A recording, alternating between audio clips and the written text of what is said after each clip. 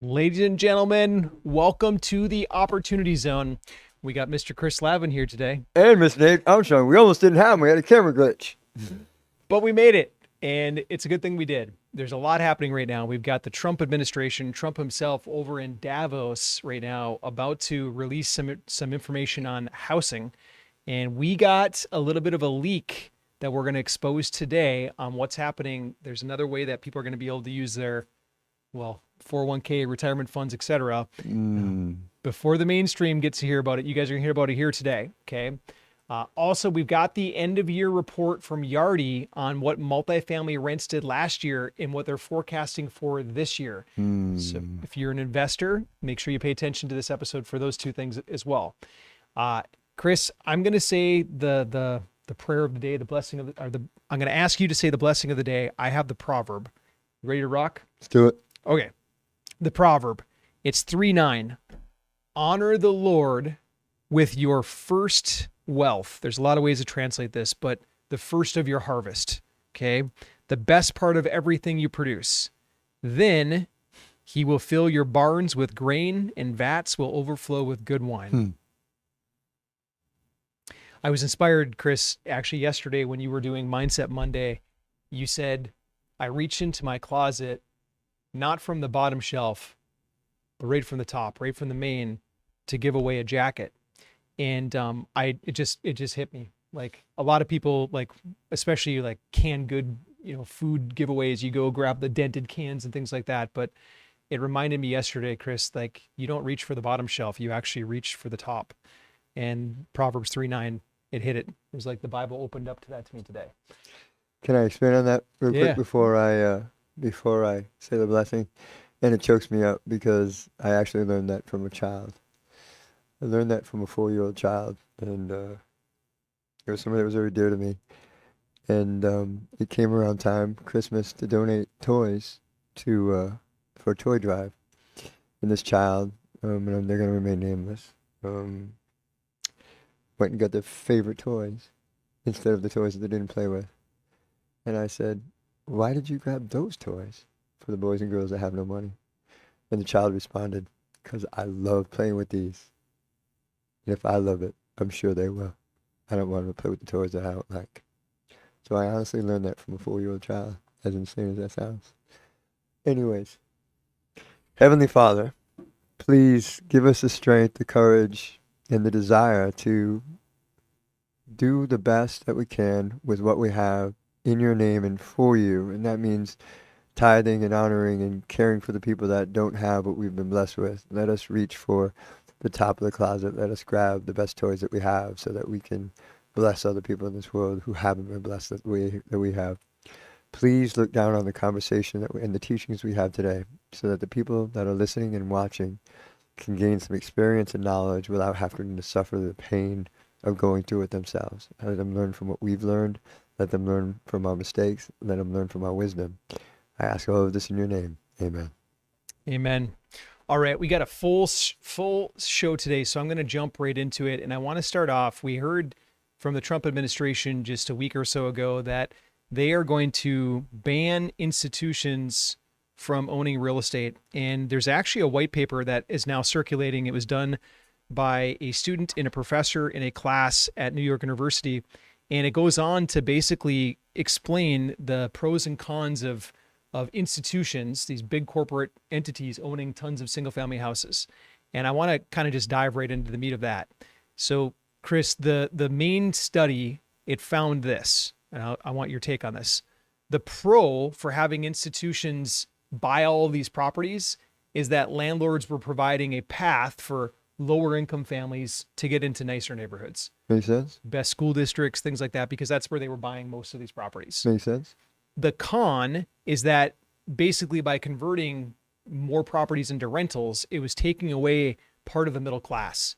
It was making a bigger gap for people to climb into the American dream, so to speak. And probably driving up the prices of those because, when there's scarcity from consumption of total inventory, demand goes up and demand drives prices up. So that makes sense. And pushing it all up.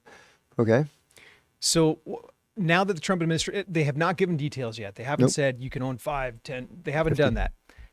Could be 50. Yeah. Elizabeth Warren, senator, she came out with that 2 years ago. She said it should only be 50, but her legislation didn't go anywhere. It'll be released soon, I imagine, maybe even this week. Whatever it is, what happens to multifamily? What do you think the repercussions are now? Well, I can honestly say this, that I don't have a crystal ball, but the reality is now that they're taking more inventory out of the rental market, right? Because that's what's going to happen. They're going to have to sell off these assets. So they're going to be taking more inventory out of the rental market. I have a gut feeling based on my experience and looking at these things that when there's less demand, less inventory, the demand for what we have goes up. So I personally believe that it's going to raise the value. When I say value, I mean the rents of multifamily units in these neighborhoods where they're having to release these houses for sale in the market. I thought of something because sometimes our government makes laws to fix one problem and create 17, right? So let's say that they say that a corporate entity can no longer own single-family residences. Let's think about that. Most small investors even, like if I buy a single-family residence, which I don't anymore, by the way, I take it and put it in an LLC to protect myself from the possibility of suit and protect myself financially. If the law becomes that, a corporate entity can't own any, will it affect that? Or, are there people smarter than me out there? I'm talking about the government. How foolish is that? Are people smarter than me out there going to be able to coordinate around this? I don't know, man. Was Elizabeth Warren that had the 50 unit? Yeah. Think about that. All they'll do is split it up. Well, they could say direct or indirect control, and then they can, I just think that if they put any limit on it, there'll be some company out there that'll find a loophole to make it so that it is what it is. But I think my final answer is that it'll drive the value or rents, right? Because rents then drive value of multifamilies up in that space. Yeah, I concur. And there's one piece to add to it is that the millennials, they have chosen to not be homeowners as a majority. And so even if they're renting a house today and they're forced to go buy, they might say, you know what, I'm going to move the apartment. Who's right, though? Like, I've got all kinds of opinions and experience as to your primary residence. And we're going to actually touch on that in these next couple of slides. Let's do that now. You want to get me mad.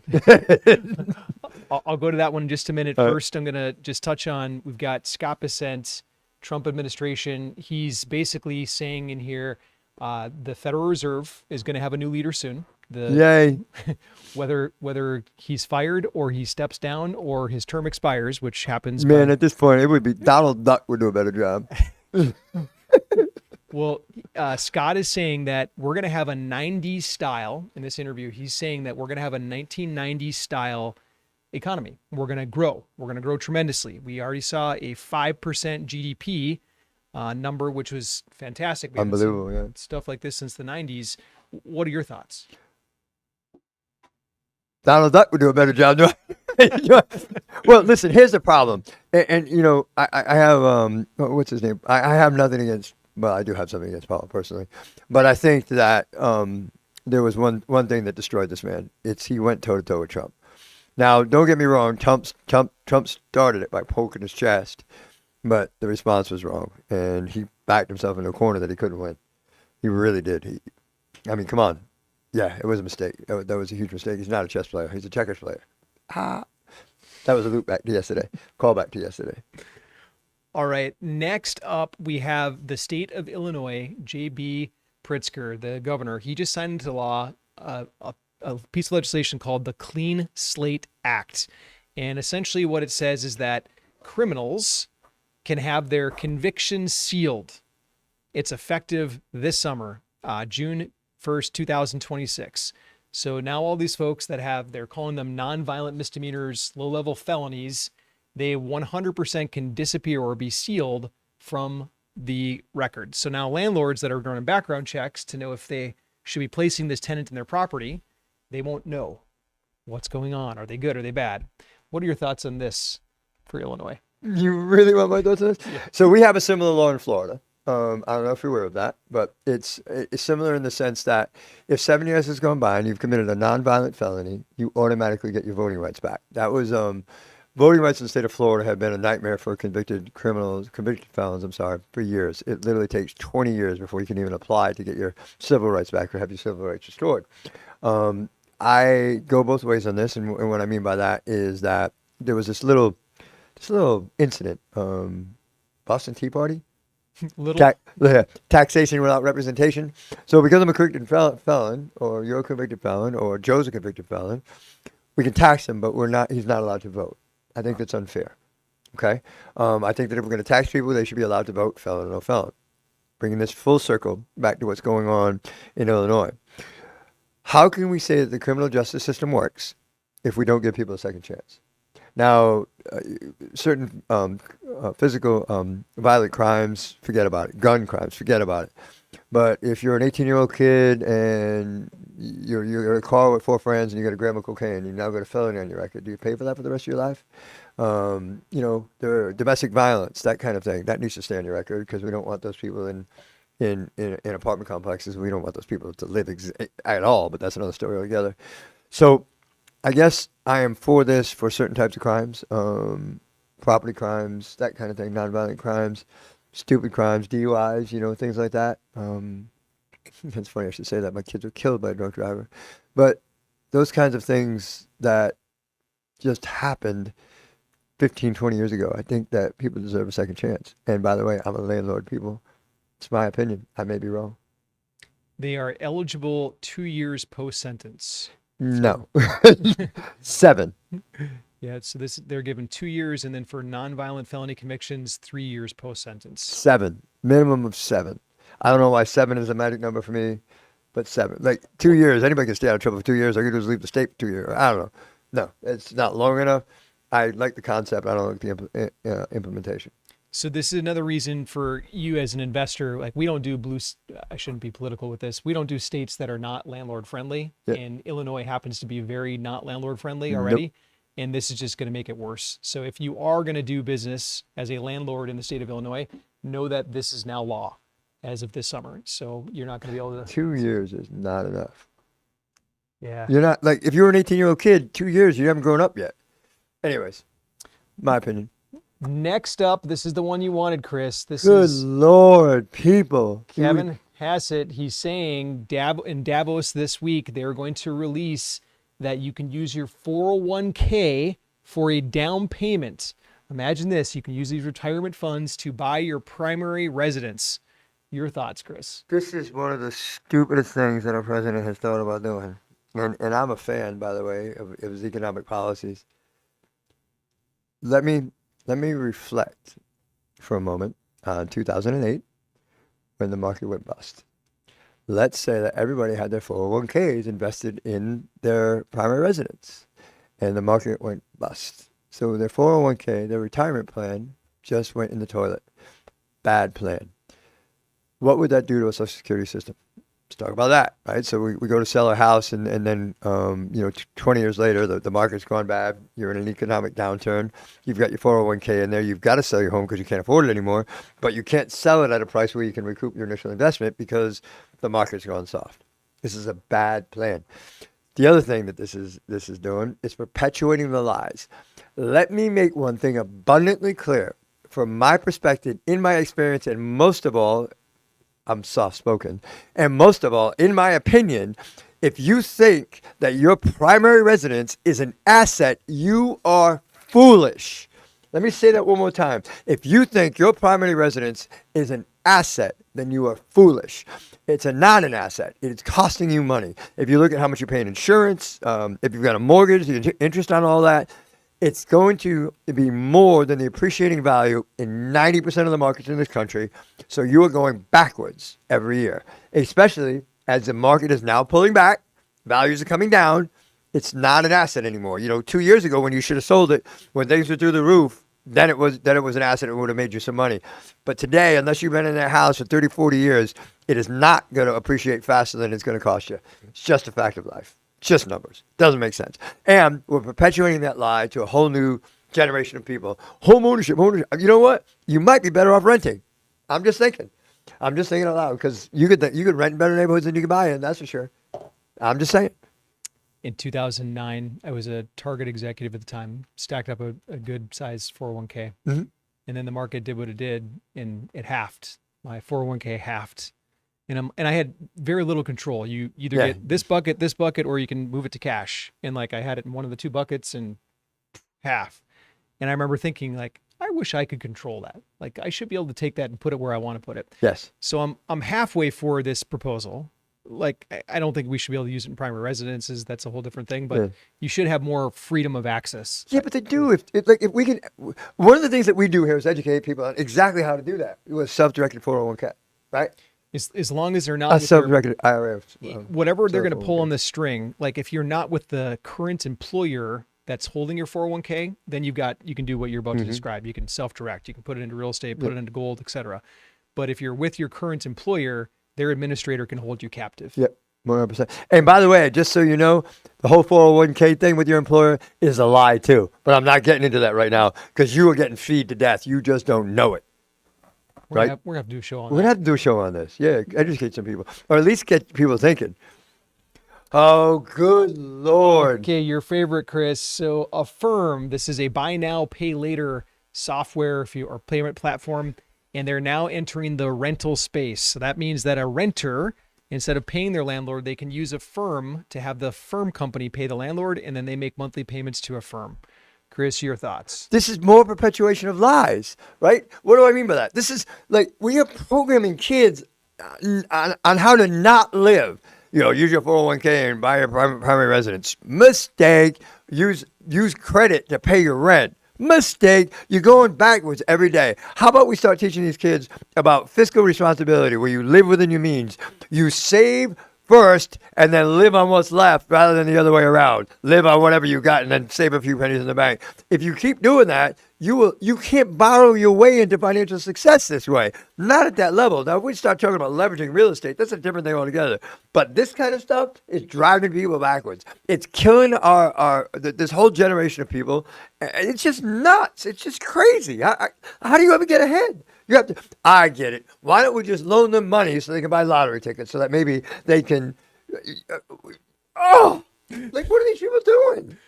Yeah, I was shocked when I saw that. I'm actually, you know what? I'm not shocked. No, it's as stupid as just compounded. There's just plenty of companies that are already doing it for groceries, for goodness sakes. Oh, So good Lord. now they're into the rental space. It has to crash and burn at some point, right? Yeah, next it'll be car payments. Like it's just gonna get worse from here. So I can use an app, or I can borrow money to pay money I borrowed. Yep. It doesn't make sense from a logic standpoint, but It doesn't make sense from a success standpoint. it's tarnishing the next generation. That's for sure. It's definitely warping them. All right, next up we have American Landmark Apartments. They are a larger syndicator in the real estate space. They just raised $400 million. They did it kind of by like the snap of a finger. A lot of investors jumped in. There's a lot of capital that was sitting on the sidelines in 2025 that has now re-entered the marketplace, and they're citing specifically that they're able to do this because they've switched businesses, well, asset classes rather. Instead of going after the C class, they're now going for the B's and the A's. They feel like the distressed inventory last year was mostly C class, but the distressed inventory this year is mostly B class and A class. Your thoughts on this? Well, I agree, right? So we often talk, as we talk about investing in the C space, that it's a prudent investment because as markets pull back, economy dips, A's and B's are going to be the first class of apartments that are going to be affected, right? Because it's catering to the higher income people. That C class is more about the guys making $50,000 to $60,000 a year, wants a clean, safe place for his family to live. Those blue collar workers are going to exist no matter what, right?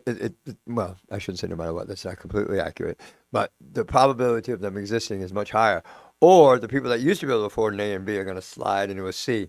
There's not a lot of the other way going around today in today's economy. So, yeah, I agree they're going to become distressed, but why would I buy something that's distressed that doesn't have a path to rebound?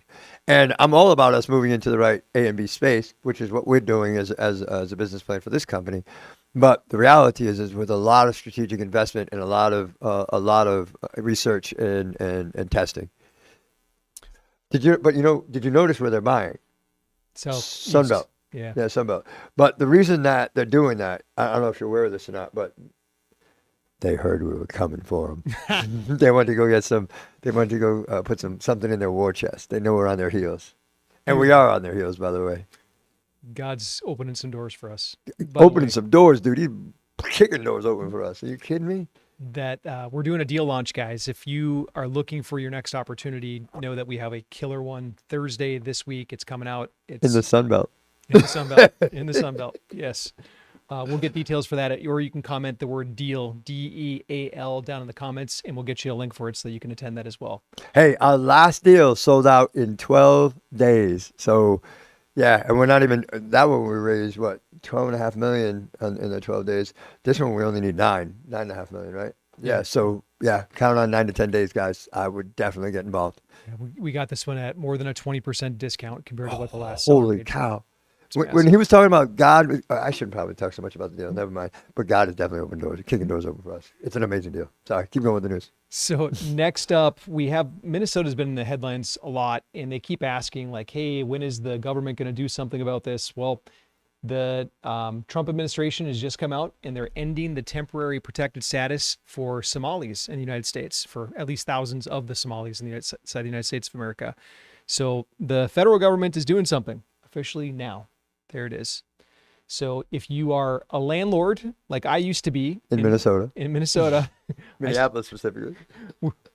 I sold out of that state, okay, completely. It's gonzo. But I remember I had one entire apartment building actually, like overnight, it went straight Somalis, 100%. Like it used to be student housing, and then all of a sudden the neighborhood switched, and then all of a sudden, bang, filled. So if you are a landlord in Minnesota, just be aware of this. Trump administration just ended protected status for thousands of Somalis inside the United States of America. Is that a good thing or a bad thing for the landlord in Minnesota? For Minnesota? Was there a lot of Section 8 There, Somalis? at least in my use case, there was a 20-unit building and it was 100% Section 8. Yeah. We don't advocate for going Section 8 right now because this administration is definitely pulling back on Section 8. Yeah. Pulling back on a lot of other subsidies too. All right, next up, we have Virginia in the news. Virginia, they had a few new lawmakers and a few new Senate members that had come into power, so to speak, just 2 weeks ago. And immediately they came out swinging. And they're targeting a couple different bills, but they got a couple passed. They're trying to basically take what Illinois did and make their own version of it. They've got proposals on the table right now for guns and ammunition, basically restricting sales of firearms altogether. Whole bunch of stuff, but they've already passed 2 of the 8 laws that they're trying to. And this is making national news right now because basically they just took power. They wasted no time. I'm bringing this up, Chris, mainly because we're not going to do Virginia anytime soon, right? We're not changing our stance. No, Virginia. Okay. All right. Yeah. We stick to landlord friendly states and business friendly states as a whole. Sir. Yeah. Next, and then we'll do the last but not least. The trade deficit has hit the official lowest level since 2009. What does this mean in simple terms, Chris? It means that the Trump's tariffs are working. It means we're making as much money as we're paying out in the foreign markets, pretty much. And does that, I know it gets complicated talking about the interest rate side of it, the debt side of it, but how does that actually affect us? Like, what does that mean for us for 2026? It means more American jobs, right? More American jobs. When there's more American jobs, there's going to be, and skilled jobs even, right? So the semi-skilled stuff is going up. So it's going to increase wages. Increased wages means more cash and more velocity of cash in the economy. And more velocity of cash in the economy makes a better, stronger economy, which kind of drives a ripple effect. And we'll live better lives. And so there's more cash coming in from external sources into our economy too, right? So it's not all going out. We got some coming in. So there's more cash available, velocity of cash increases, and we got a stronger economy. So I think that all this crazy stuff that Trump was pulling off, except for this dumb thing with the 401ks, it was a method to his madness. And we're starting to see it come full cycle. And yeah, I'm pretty excited about it, actually. So our manufacturing is going to dominate because of it? Oh, no, our manufacturing is going to dominate because we own manufacturing facilities. We'll get a little lift. A little lift. All right, last one, Chris. I need your take on this. Multifamily rent ended 2025 with zero growth. That's what Yardi, one of the biggest institutions out there. It's ICE's fault. Yeah. What does this mean, Chris? It's ICE's fault. Why? ISIS took all of the paying customers out of the country. There you have it. This is the unofficial Man. data from the U.S. Unofficial data. Yeah, the wind's blowing that way. Hey, listen. So seriously, here's what I think that this means. So there was zero rent growth in 2025, and you ask yourself why? Why did this happen? Well, there's a couple of reasons. It's because I believe that there was a bunch of, again, I don't have a crystal ball. There was a bunch of stuff that started in COVID and didn't really get completed because of COVID. And a bunch of that stuff would have been normally absorbed at a constant rate. I think that those projects were pushed back. And what Chris is talking about is new deliveries. New deliveries of apartments. multifamily apartments. Correct. I apologize. 2024, there were a record number, 2025 as well, record number of new apartment buildings that came into service. Delivered, yeah. But they take 2 or 3 years to build. And during COVID, they got delayed. So what Chris is saying is, hey, look back to COVID, all those projects that were supposed to be work done and finished and all that kind of stuff. And delayed. absorbed gradually, yeah. Yeah, they got pushed back to 2025. And then here's what we're saying. Blammo, right? So there was a flood of the market. So I think you're going to see some pullback of inventory. And I think 2026 first 2 quarters are going to be slow growth. But I think back by the fourth quarter, we're going to see, probably 3.5% to 4%, maybe even 5% rent growth. I'm not scared of it. It's going to happen. Yeah, it's definitely going to happen. Especially if it's helped a little bit by, the government or the president requiring these large funds to sell off the single-family residences, right? Taking more of the rental inventory out of the market. I think it's going to have a little bit of an impact. I think there's going to be a lot of factors that are going to have a little impact that are going to make a difference in the market. Yeah, for sure. Oh, let's wrap this one up, Chris. And those of you You that want are to talk about Texas? yeah, All right. if you are looking for an investment, this is the next one. Like, I'm actually get to get on a plane and jump down and do the deal launch on site. Mm-hmm. Dallas, Texas. This deal's coming up in. The sellers on this one paid $28 million. We're getting it for 22.5. Why'd you whisper that? Because it's kind of a secret. Okay. Don't tell anybody. Those of you that are on our wait list, you've already seen it. Yep. Because we always cater to our wait list first. Check your inbox if you haven't opened it yet. And then everyone else, if you're looking to scope this one out, then make sure you attend the deal launch on Thursday. If you type the word deal, DEAL, in the comments, our team will message you over a link for that. Listen, I just want to beat the drum one more time, okay? You have to be on a wait list. Please, please, please. Even if, the deal that you're looking at today isn't one that suits you, please ask to be put on our wait list. The people that are on our wait list, like Nate says, get first peek at everything before we go public with anything. Our last deal, we raised $12.5 million or whatever in 12 days or 13 days. And it happened privately. Like, we never went public. We never announced the deal. It was all done with people that already had a relationship with us at some level. So please get a relationship with us, get an advisor, get on our wait list so that you can get the best of the best deals right from jump. Because a lot of times we offer better deals for a little bit more incentive, I guess I should say, for people who are first in. So please, please, please get to know us. Let us get to know you. And so we understand your investment goals and we can help you out. Awesome. Chris, anything else you want to wrap with? No, listen, I just want you to know that God doesn't love me any more than he loves you, doesn't love Nate any more than he loves you, and he's truly blessed us, and I think he wants to bless you. So please, please be a good steward, put God first, and allow God to guide your life, and I will almost guarantee that you'll be set free from the financial bondage you're living in today.